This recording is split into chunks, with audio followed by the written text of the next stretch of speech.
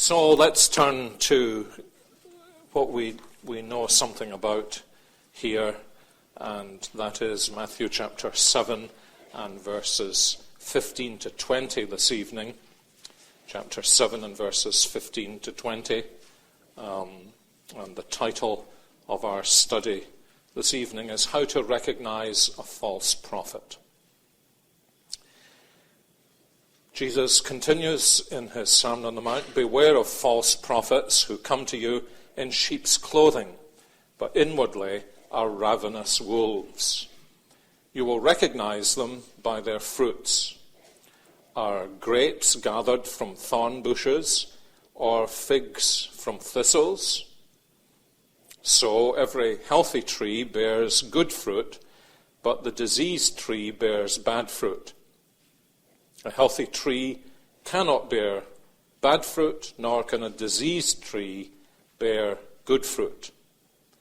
Every tree that does not bear good fruit is cut down and thrown into the fire. Thus you will recognize them," that is, false prophets, "by their fruits."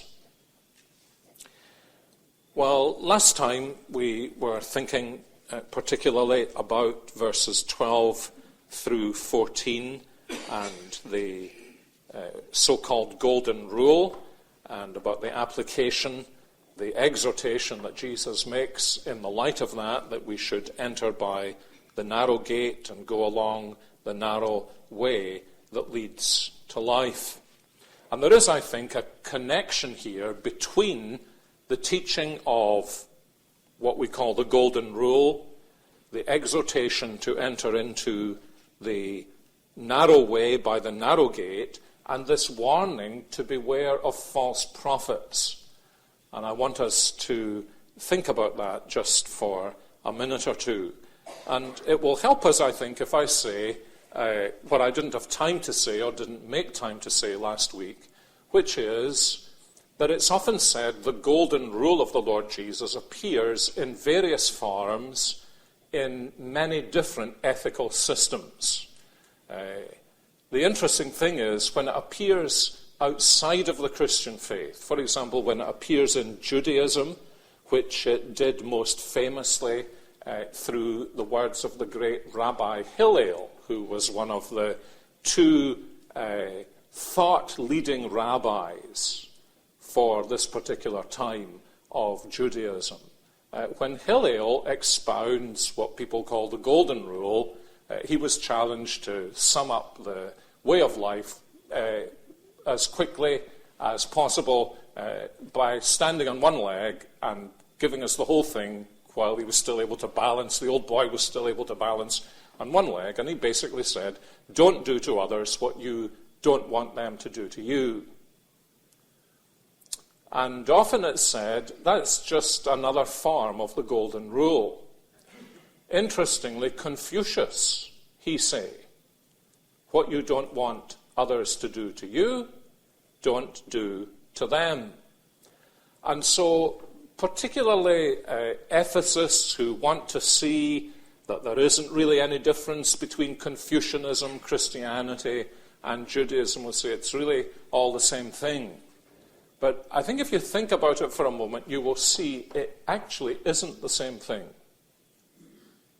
That to say to somebody, don't do to others what you don't want them to do to you, is not nearly as expansive, nor as demanding, as saying, do to others what you would want them to do to you.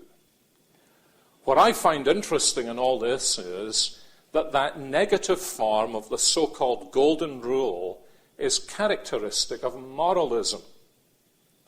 And what's most characteristic of moralism and all kinds of legalism is the way it engages in a moral restriction of responsibilities. Whereas what Jesus is saying here really has no end. Actually, it's a bit like the parable of the Good Samaritan. The man who asks the question, who is my neighbor, gets the parable of the Good Samaritan, and what he's asking Jesus to say is, limit my responsibilities for me, Jesus. Tell me who my neighbour is, and within that limited sphere of reference, I'll seek to keep the commandments with respect to my neighbour. And you remember at the end of the story, Jesus says, who proved to be the neighbour to the man who was in need? That's a different question, isn't it? The man asks, who is my neighbour? Jesus says, who proved to be the neighbour? And one of the points Jesus is making is that there is no end to the responsibility to love your neighbour. In every possible situation, there is the calling to love your neighbour. And that's always the difference between the gospel-driven life and the legalistic-driven life. The legalistic-driven life is always asking, how can I restrict this to the safety zone? And the gospel-driven life realizes there is no safety zone. And so it's a very significant thing, I think, that when Jesus gives us what people have called the golden rule, he does it in this particularly universally demanding way. It's not just a matter of, I'm not going to do to you something that I wouldn't want you to do to me. That limits the possibilities of my responsibility with respect to you. I just don't need to do nasty things to you on the assumption I don't want you to do nasty things to me. But when the commandment is do to others what you would want others to do to you, all restrictions are gone. And that's why Jesus then goes on to say, so from this perspective, in the context of the world in which we live, I am calling you to the harder way, the narrower way that leads to life, and warning you against the broad door and the broad way because it leads to destruction, which in a sense is another way of saying, of course it looks as though the narrow way is harder and the broad way is easier. But actually, at the end of the day, what you will discover is that the broad way is easier because it leads to life. I mean, the narrow way is easier because it leads to life, and the broad way turns out to be harder because it leads eventually to destruction. And we find this as Christians. Nobody has ever become a Christian, no matter how much they have suffered, without discovering that this principle is true. That there is an ease and a joy in the narrow way of Jesus, in which the gospel drives us to love even our enemies. And by contrast, taking the broad gate and the broad way eventually diminishes life.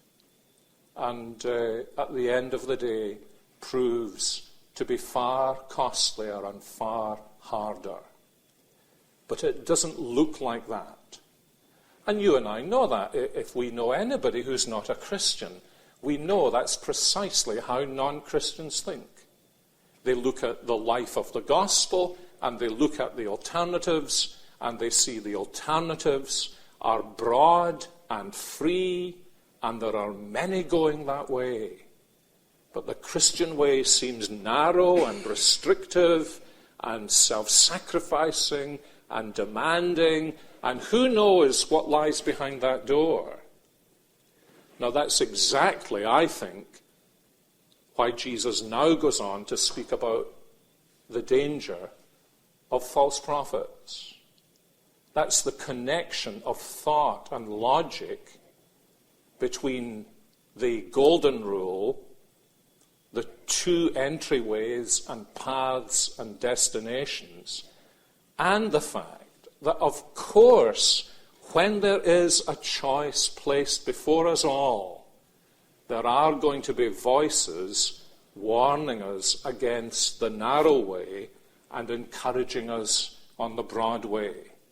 And Jesus is now Going on to say, because this was true in the Old Testament scriptures, the false prophets who were saying peace, peace when there was no peace. It's true throughout the New Testament scriptures. It's true right to today. It's so important for those of us who want to be faithful to Christ to be able to smell the rat, or to use Jesus' animal language, to smell the odor of the wolf, even when the wolf comes to us in sheep's clothing. And so he's speaking here, verse 15, about false prophets. What's a prophet? A prophet is essentially somebody who claims to speak with the authority or voice of God. Not necessarily somebody who foretells the future. When you take all of the prophecy in all of the prophetic literature there is in Scripture, for example, 2 Kings that we're studying on Sunday evenings, is a prophetic book. Most biblical prophecy is not telling you what's going to happen in the future, but telling you what God says about the present. And so it appears in every age. It appears in all kinds of forms. It appeared in the days of Elijah and Elisha. There were prophets of Baal claiming to speak for God, not necessarily claiming to prophesy the future, but saying in one form or another, even if they didn't use the phraseology, this is what God is saying. And so there are many, many different forms in which false prophets and false prophecy will appear.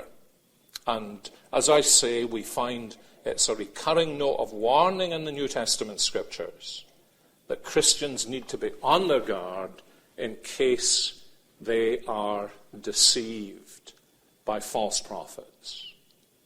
So I want us to look at three things that it seems to me Jesus is teaching us here about false prophets. First of all, that we need to watch out for them.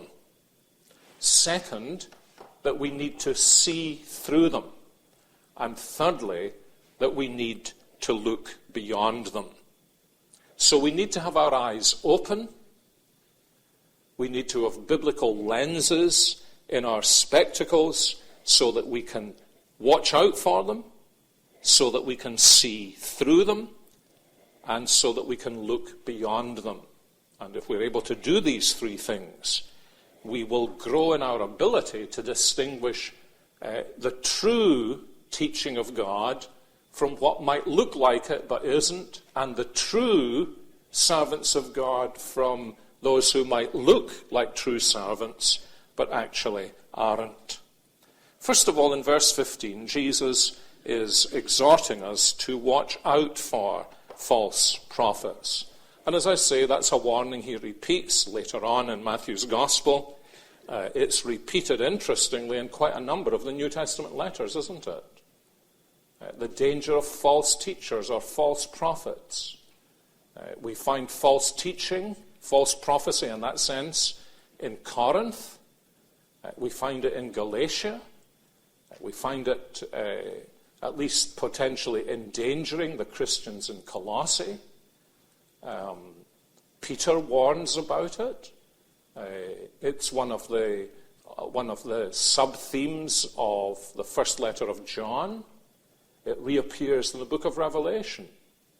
So right from the very beginning of the Christian church, we have these ongoing warnings exhorting us to watch out for false prophets, to be on our guard, to be alert. So the question is, what do we look for? And Jesus gives us a clue, doesn't he, in verse 15. Beware of false prophets. Here's one of their characteristic marks. This is what you look out for. They come to you in sheep's clothing, but inwardly are ravenous wolves. Well, now we can spot them immediately. No, that's exactly not what he's saying, isn't it? He's saying, actually, at first glance, it may not be so easy to spot them. Sometimes we pride ourselves. We thought, we can spot a heretic at 100 yards. Not a good heretic, you can't. At least judging by what you see in the history of the Christian church, and at no time in the whole history of the Christian church, as today. It isn't so easy to distinguish between the wolf and the shepherd when the wolf comes to you, looking as though he is actually a member of the flock. Now, what's going on here? For some bizarre reason, I remembered, I don't know what the equivalent year in an American education would be, but somewhere about 12 or 13, I remember Mr. Small, our classics master, teaching us the difference between the two Latin verbs, simulare and dissimulare. And actually, the difference is in English. We simulate something, and we dissimulate. And simulare means to pretend to be something you're not, and dissimulare means to pretend not to be something you are. And you would need both of these verbs to describe false prophets. They pretend to be something they're not. They go out of their way to mask themselves as sheep, as members of the flock. And they also go out of their way to disguise what they really are. And that's why it's so important to watch out for them, to be on alert, to be sensitive, to recognize that this is an ongoing reality in the Church of God, and therefore to be asking about any teacher who comes to us. After all, they look as though they are members of the flock. I'm not saying we go on heresy hunts and witch hunts, but that we always have our smarts about us spiritually, so that we're not blinded, so that no matter who is teaching us, as Paul would say, even if it's an angel from heaven who is teaching you this,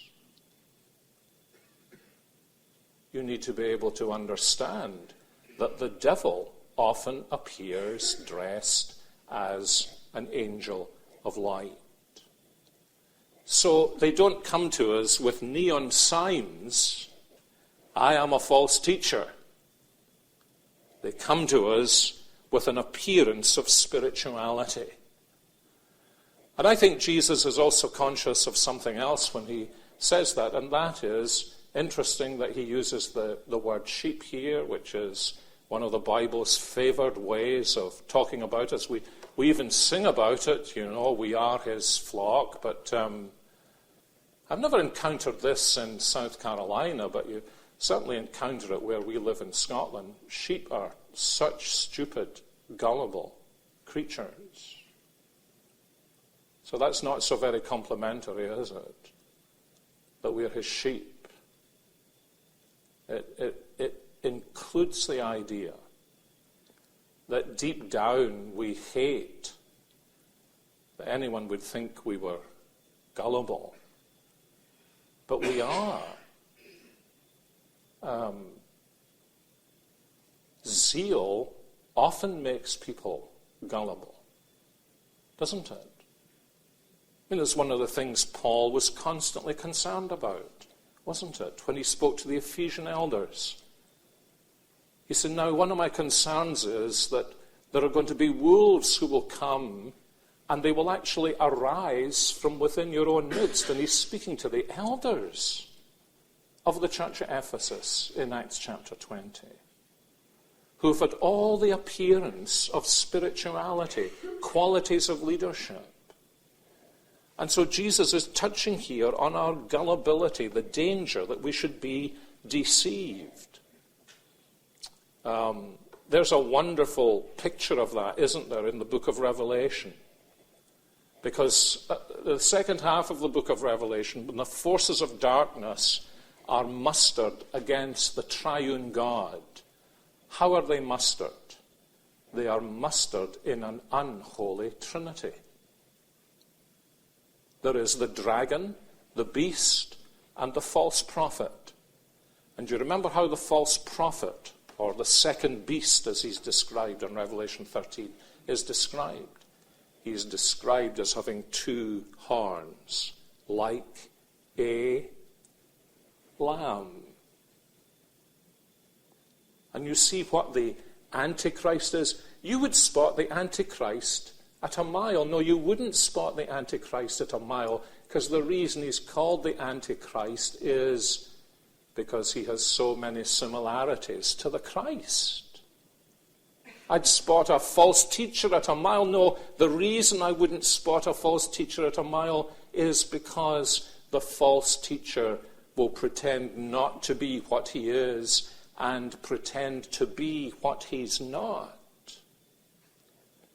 And so it may not immediately appear to me that he is in fact a wolf in sheep's clothing until it's too late. That's the point of Aesop's fable, isn't it, about the wolf in sheep's clothing? That you need to be on your guard. And so Jesus is giving us a warning here as he comes near the conclusion of the Sermon on the Mount. Watch out for false prophets. Second thing he's underlining, and he moves now from an animal picture to a horticultural picture of trees and bushes and the fruit that they bear. We not only need to watch out for them, we need to learn to be able to see through them. Actually, that's one of the things we all need to learn to do all of the time. We need to learn to see right through people. I think I told the children once about being taken to the aquarium in Seoul in Korea, and I don't have much interest in fish, but I vividly remember seeing this fish swimming around in one of the tanks. It was totally transparent. You know? I mean, you could see the bone running right through it, and the plankton that it had been. It was all there. But people aren't like that. They wear clothes. They've skin.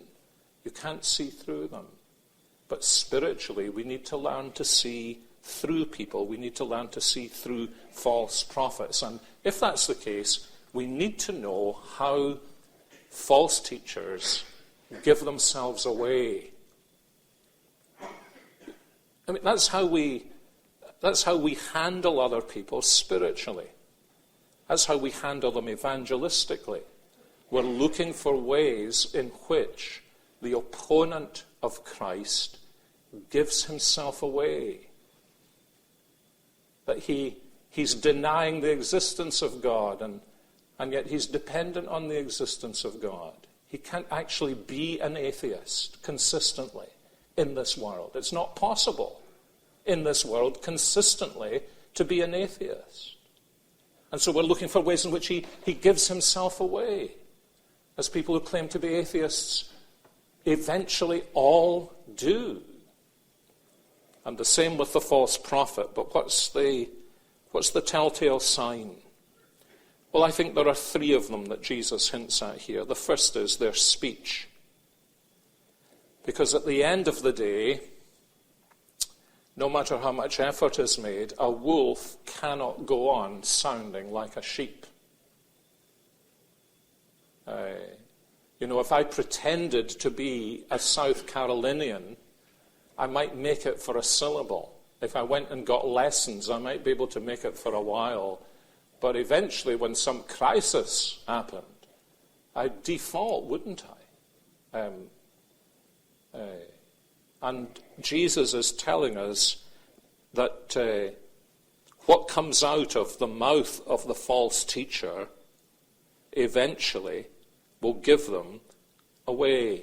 Now, what are we looking for here? We're looking for two things here. Number one, we're looking for what they say. But number two, and often this is much clearer, we're looking to see what they don't say. What they don't say. What do I mean by that?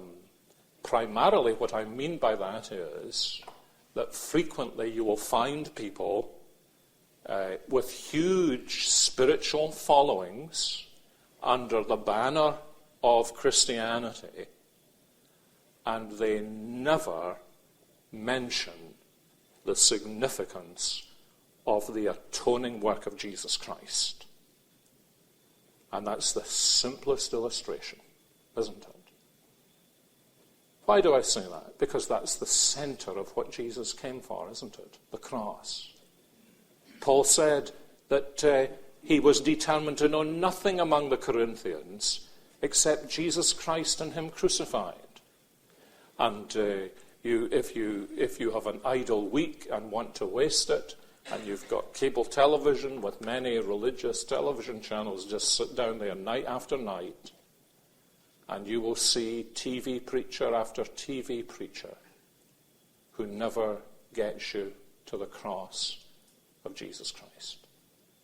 That, my friends, is a false teacher. That's somebody who is diverted from the very heart of the gospel. If that's the heart of the gospel, it's bound to be a driving element in the true preacher of the gospel, the true prophet of the gospel. Another thing I think that will be strikingly obvious is this: there will be little reference to life under the cross. I mean, the picture that we seem to have here, given the flow of this teaching, is here's the challenge of the golden rule, here is the narrow door and the narrow way, and here is the false prophet saying. The false prophet is not saying, let me help you get through the narrow gate, is he? Let me encourage you along the narrow way. No, the false prophet is saying, there are many of us, so we must be right. Numbers tell, and how many times do you hear that? But there are so many people listening to him. God must have his hand upon him. Numbers are never the telltale sign, are they, of the presence of the truth of the gospel. Jesus actually says, in the big picture, it's the reverse. And that, of course, means that there'll be little reference to life under the cross. There'll be little reference to self-sacrifice. There'll be much talk of fulfilling your potential.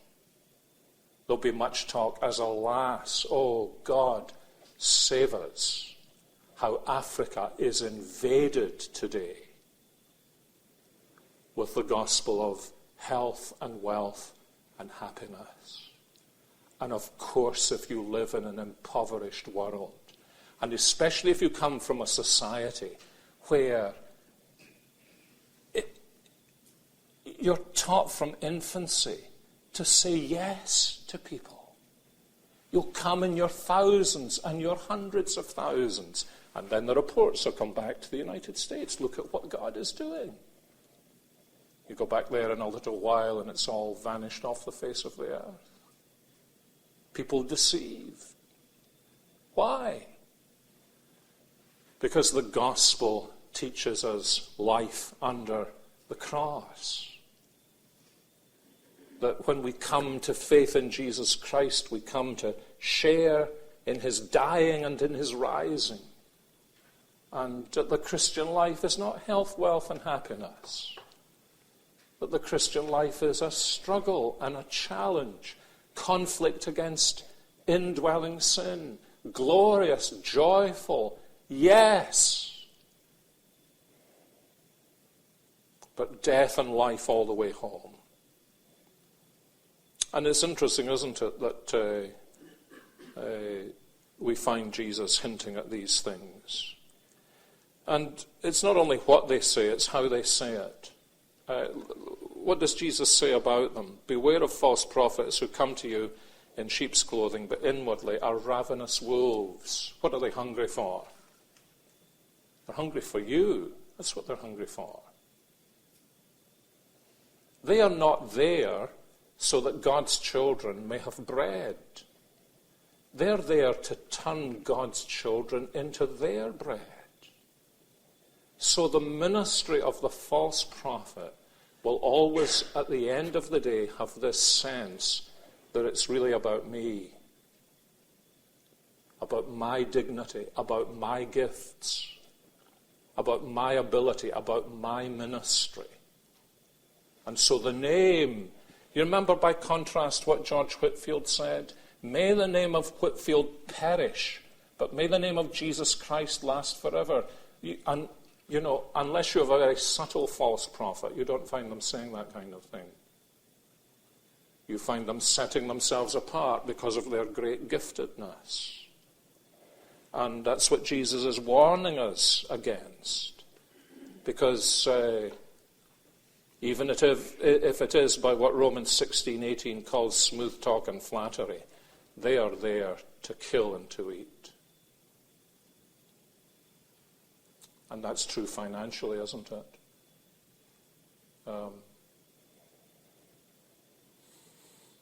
And then, of course, Jesus is using this whole horticultural metaphor because it's not just their speech, it's their character. The wolf is not there to be your servant if you're a sheep. Actually, I happen to be thinking during the week because, ministers, I think, are always reflecting on ministerial sins, which have their own idiosyncratic shape. But, you listen to a teacher teach, and one of the questions you need to ask yourself is this: is he teaching me because knowing me to the extent to which he does know me? That may not be a lot, it may be a lot. Knowing me to the extent he does know me, I know he's teaching me because he loves me. And if that's not true, then at least there is the heart of a false prophet lurking. Because it's not just the words that come out, it's the character that comes out in ministry, isn't it? And the character of the wolf is to destroy and to eat. The character of the shepherd is to give his life for the sheep in everything he does. The day I stand behind our marble pulpit and there is no love in my heart, not for what I'm doing. It's very easy to love what you're doing if there are people sitting listening to you. But the day there is no love in my heart for those to whom I preach is the day my colleagues need to say, time to go, buddy boy. Because this is ministry, prophecy in that sense. If it's not done in love and inwardly on bended knees, at the end of the day it's done for, in this instance, Ferguson.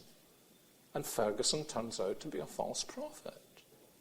You can't do that from day one if you're a pastor in a congregation when you don't know anybody. That's why the false prophet's kind of difficult to suss out. Because he doesn't know you and you don't know him and you don't really know what's going on. But if over the period you don't have a sense, this prophet, this teacher, this guru, this minister, this pastor, bishop, archdeacon, metropolitan, anything you want to call him, if over the piece he's not doing this because he loves us, then he's doing it because he wants to eat us. It's self-aggrandizement. But prophecy, ministry, is always self-denial, self-humbling, serving the people of God. That's why Diotrephes in 3 John is such a good illustration here, isn't he? Diotrephes, who loves to have the preeminence and who has these ways of keeping everybody else down and out, who gets in his way, kicks them in the teeth, minimizes them, demeans them. So character is Maybe you can be a good plumber and an ungodly man, but you cannot be a good prophet and self-aggrandizing in spirit. That's what Jesus is saying. And sure, gifts, because we're so fascinated by gifts, our focus of attention on gifts can make us lose sight of the question of graces. And that's why it can be difficult to spot the false prophet. But over the bit, don't you eventually get the sense, this fellow doesn't really care about us at all. He just cares about himself. There is no communication. It's actually one of the differences, incidentally, between teaching and prophecy. There's no communication of a soul of love for us in the ministry that's being given to us. And Jesus is saying, watch out for that. And then thirdly, their speech, their character, running out of time here. Thirdly, their impact, their fruits rotten. How does that come out? Well, it often comes out because, let me just give you one illustration. Instead of bringing a spirit of unity through love and edification, false prophecy, teachers and teaching always create unity by intimidation, so that there is a spirit of fear. We better not step out of line here. Now, you better not step out of line. Of course, for gospel reasons. But I don't know if you've ever been in a situation where there's that kind of atmosphere. Everybody's fearful that they might just step out of line. And what that tells us is actually a great deal about the God who is being proclaimed by the prophet. Because the prophet's God, who's really just a mirror of himself, is sitting up there in heaven and saying, don't any of you little fellows step out of line or I'll zap you one. And there's fear and intimidation, so people don't actually grow at all. Well, there's so many telltale signs of this, but that is one of them. And it's, let me put it this way, it's not restricted to, it isn't restricted necessarily to clinically false theology. A false prophet can actually say a great deal about God and the gospel that's true, but so distort the God and the gospel in the manner in which he does it and the application he makes of it, that his teaching actually proves to be false. I'll give you an illustration of that. Some of the greatest theology in all of the Bible comes out of the mouths of Job's comforters and their false prophets. Not because what they say about God as a piece of theology is wrong, but what they do with that theology in the life of Job is twisted. And instead of creating comfort and freedom and peace, simply intimidate him. Down, down, down. Your sin, your sin, your sin, your sin, your sin. If you ever sit under a ministry where there is more sin than there is grace, and more law than there is Christ, and more command than there is enabling, then that's a false ministry. And so it's not just the lunatic fringe out there that can fall into this, is it? It's, I'm afraid this is all over the place. Just absolutely all over the place. And maybe it's just as well that time makes it impossible to say any more. Or even to come to the third point, Neil is just breathing a sigh of relief. What do I mean? What do I mean? Just give me 1 minute, says. What do I mean when I say look beyond them? Do you notice what Jesus says here? You need to see where all this is leading. You need to ask yourself the question, where is this going to take me if it goes on? Know the story of Little Red Riding Hood? Do you know the story of Little Red Riding Hood? I just wondered if it was a Scottish thing. And she was, Red and Blue Riding Hood in the United States. Most of us learn a sanitized form of that story. The real form of it is pretty grisly and glorious. But there the wolf had made off with the grandmother. In the sanitized version, if I remember, the grandmother's in the cupboard. In the real version, the grandmother's in the wolf's tummy. And Little Red Riding Hood is looking and saying, "My, what big eyes you've got, Grandmama." You see, that should have been the telltale sign. Should have said, with eyes like that, what's the conclusion of the matter? This ain't my granny. This is a wolf. But then she said, all the rest of it, until eventually she says, "What big teeth you've got." And instead of seeing early enough, everybody's telling me it's time to finish here tonight. Instead of seeing early enough, it's time to get out of here. It was almost too late. And it hadn't been for the good forester or whoever comes in with the axe and then eventually gets the fox to drown itself, she would have been eaten alive. Because listen, wolves sometimes appear as sheep. Foxes sometimes appear as kindly grandparents.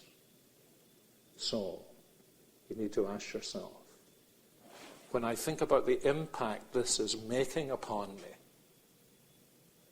what's it doing to me as a Christian? Is it freeing me? Is it drawing me to Christ? Is it showing me the way of the cross? Is it full of grace?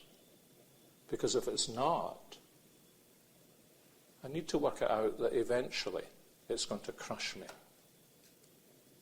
and maybe even lead me to destruction. And so I need to look beyond the immediate to the long term. And if we get some of these things in our hearts, we will be safe. Father, teach us more and more, we pray, of what it means to be discerning Christians. And we ask this in Jesus' name. Amen.